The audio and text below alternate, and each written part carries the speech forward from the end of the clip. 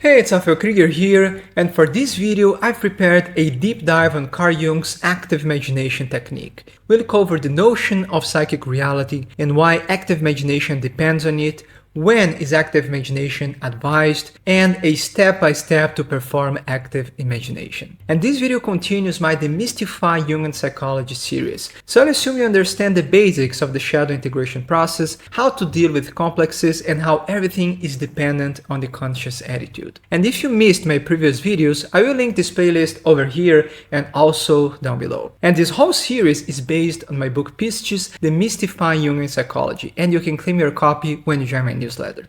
As you can see, I'm still in the process of moving, but the videos can't stop, so left one book for you over here. So before we explore this technique, it's important to remember the notion of psychic reality and Carl Jung's attitude toward metaphysics. As Jung says, it is really my purpose to push aside without mercy the metaphysical claims of all esoteric teaching. To understand metaphysically is impossible, it can only be done psychologically.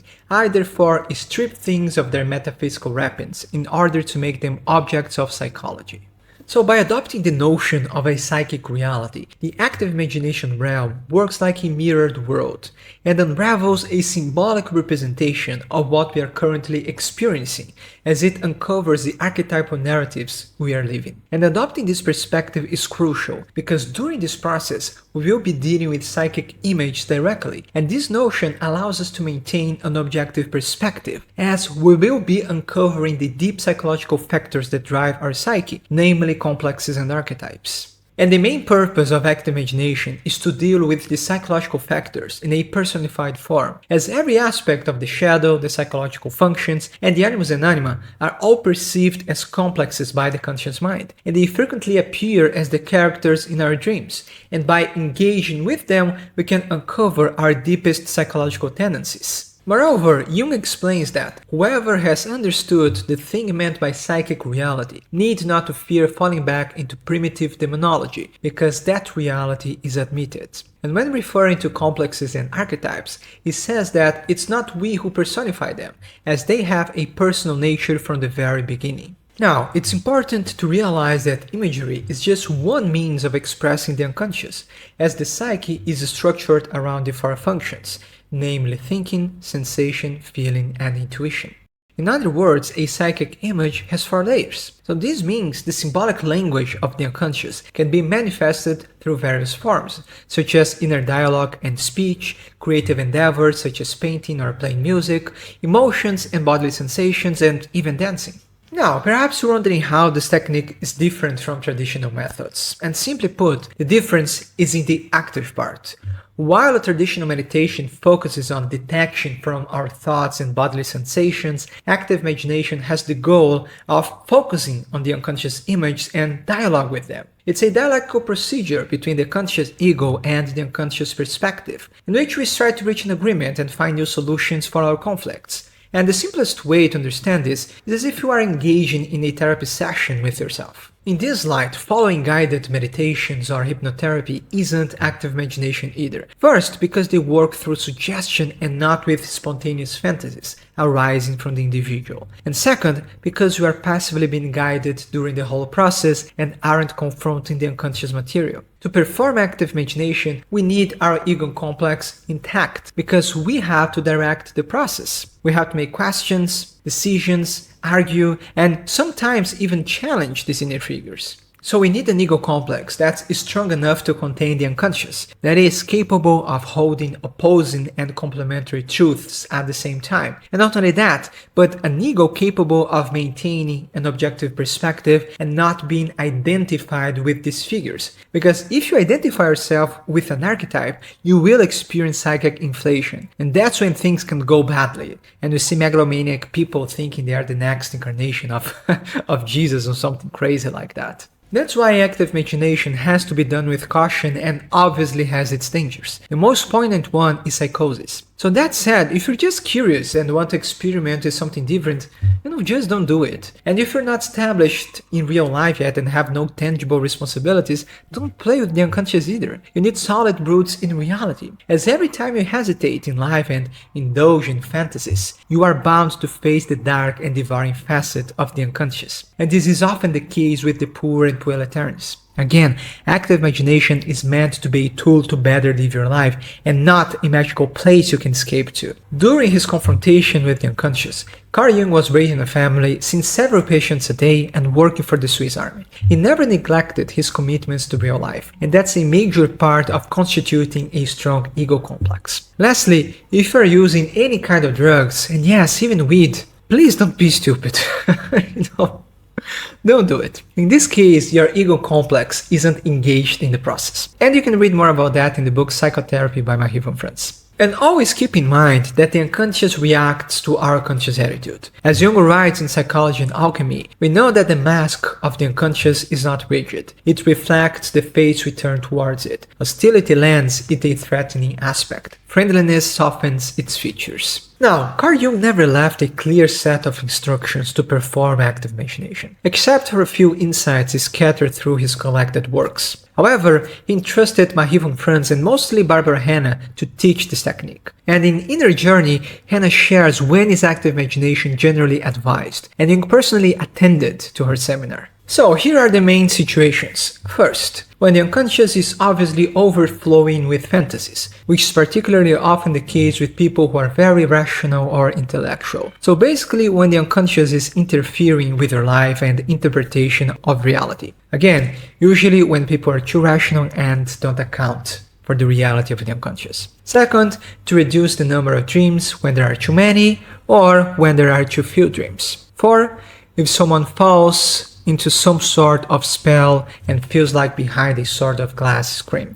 So this is basically a dissociative state. 5, when the adaptation to life has been injured. And 6, when someone falls into the same hole again and again. And in my personal experience, this is the most practical use for active imagination, since repeating patterns in life, work, and relationships denote a clear action of complexes. And I covered that in my video on the shadow integration process.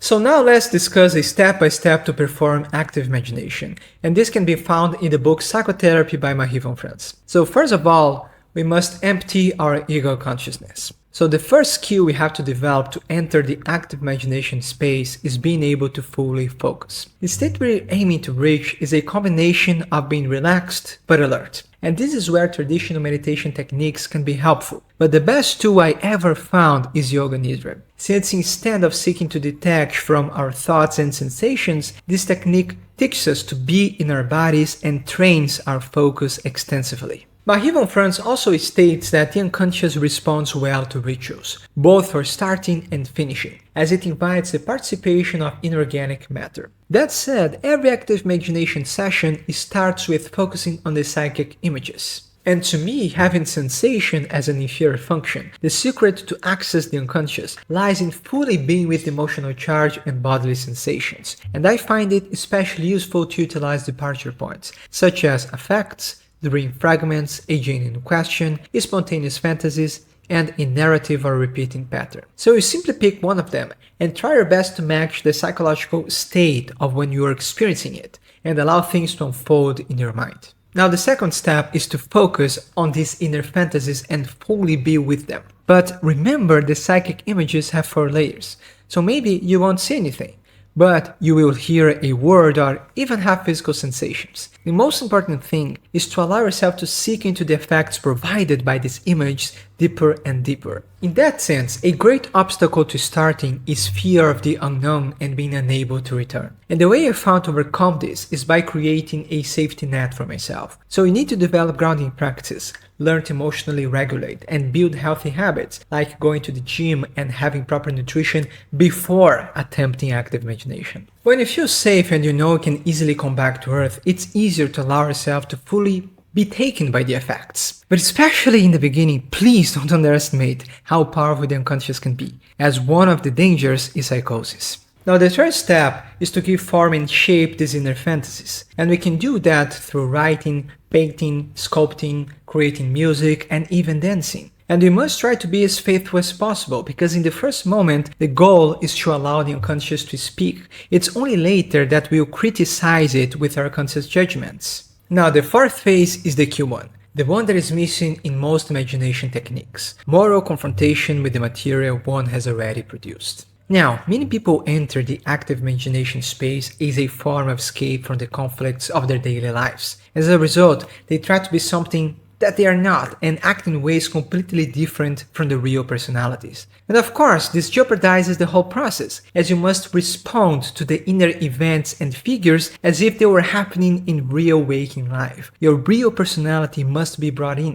And now the final step: apply in daily life what one has learned in active imagination. Again, most people have a childish attitude towards the unconscious and never turn their insights into actual experience. And this is the same as going to therapy every week, and just because you're talking about your conflicts, you pretend they are resolved instead of making practical changes. Once more, active imagination is meant to be support to life. So if you're detaching from reality and feeling isolated, there's something wrong. Either you've been neglecting your commitments to real life, or you're not taking the reality of the soul seriously. But without moral confrontation and concrete action, everything is useless, and at best a mere intellectual exercise. Barbara Hanna says it took Jung many years, for he was not satisfied with learning to see the image of the unconscious, or even with dealing with them actively in his fantasies. He did not feel at ease until he took the most important step of all, finding their place and purpose in his own actual outer life. This, he says, the most important step in active imagination is what we usually neglect to do. Insight into the myth of our unconscious must be converted into ethical obligation. Well, as you can see, understanding the active imagination procedure is quite simple.